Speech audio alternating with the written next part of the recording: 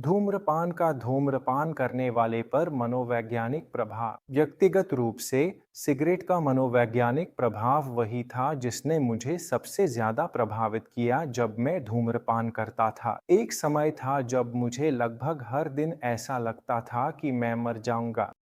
फिर भी मैं धूम्रपान करता रहा और हर बार जब मैं बीमार पड़ता तो मुझे लगातार कैंसर की चिंता सताती रहती थी। मुझे पता था कि मुझे इसे छोड़ना चाहिए और मैं इसे किसी भी चीज से ज्यादा चाहता था। मैं खुद को मानसिक रूप से तैयार कर रहा था। मैं खुद से कसम खाता था कि अब कभी सिगरेट को मुंह नहीं लगाऊंगा। और फिर वही कठिन दौर बार बार शुरू हो जाता था। मैंने कितनी बार खुद पर से विश्वास खो दिया था। आखिर कब मेरी सिगरेट पीने की तलब खत्म होगी? मुझे वो चीज़ क्यों छोड़नी चाहिए जो मुझे पसंद है? मुझे क्यों तकलीफ सहनी चाहिए? अगर मैंने सिगरेट छोड़ दी है और किसी वक्त मानसिक दबाव में आ गया, तो मुझे कौन सी तसल्ली मिलेगी? और अचानक कुछ घंटों की चिंता, दबाव और भूख के बाद मैं खुद को पान की दुकान, दराजों, यहाँ तक कि कूड़ेदान में भी उस पैकेट को ढूंढते हुए पाता था जिसे मैंने अभी-अभी फेंका था। मुझे मत कहना कि तुमने भी ऐसा नहीं किया है। कई बार मैं आधे जले सिगरेट फिर से पी लेता।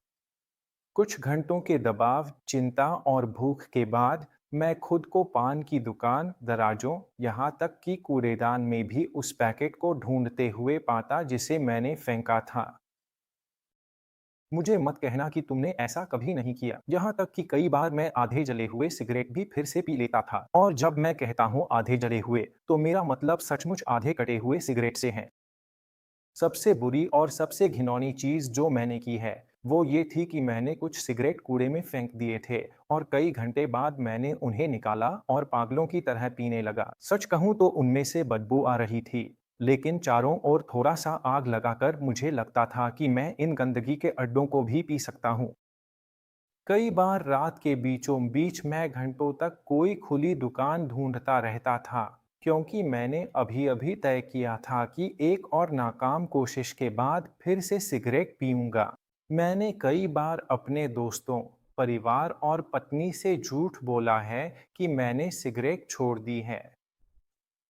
और फिर कुछ समय बाद वे मुझे फिर से सिगरेट पीते हुए देखते थे और मैं एक बार फिर वही बातें बदल चुका होता था जो मैंने उन्हें कही थीं। मैं अपनी पार्टनर के साथ कई बार झगड़ चुका हूँ और अपने पिछले साथियों के साथ भी, जब वे मुझे ढूंढते थे और मैं हमेशा कहीं बाहर छुपकर सिगरेट पीने चला जाता था। मैं ऐसी स्थिति में पहुंच गया था कि जब मैंने अपने दोस्तों को बताया कि मैंने सिगरेट छोड़ दी है, तो वे हंसने लगे और मुझे गंभीरता से नहीं लेते थे।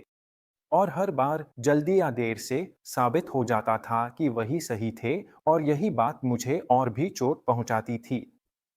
कोई भी यह नहीं मानता था कि इतनी नाकाम कोशिशों के बाद मैं कभी सिगरेट छोड़ पाऊंगा। मैं खुद भी, आखिरकार मैं भी इसे छोड़ने में कामयाब हो गया। अगर मैं कर सकता हूँ, तो तुम भी कर सकते हो। क्या तुम जानते हो कि 21वीं सदी में एक धूम्रपान करने वाला जिस अजीब स्थिति का सामना करता है? क्या तुम जानते हो कि अपनी आधी जिंदगी ऐसे स्थानों पर बिताते हो जहां धूम्रपान करना मना है, जैसे दफ्तर, cafe, restaurant, shopping mall, theatre, और बाकी जिंदगी सिगरेट पीते हुए बिताते हो? आखिर कब धूम्रपान छोड़ पाओगे?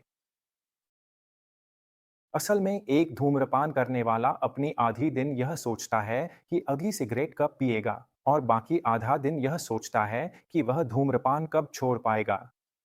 और जैसे ही वह सिगरेट बुझाता है, फिर सोचता है कि अगली सिगरेट कब पी सकेगा, और यह दुष्चक्र ऐसे ही चलता रहता है। धूम्रपान करने वाले के विचारों में एक तरह की घबराहट छाई रहती है। यह एक लगातार चलने वाली कष्टदायक मानसिक प्रक्रिया है जो एक धूम्रपान करने वाले को अंदर से थका देती है और धीरे धीरे उसकी आत्मविश्वास को कम कर देती है। तुम अच्छी तरह जानते हो कि आजकल समाज ने धूम्रपान को इतना हाशिए पर डाल दिया है कि धूम्रपान करने वालों को ऐसा महसूस होता है जैसे बाकी लोग उन्हें कुष्ठ रोगी की तरह देख रहे हों।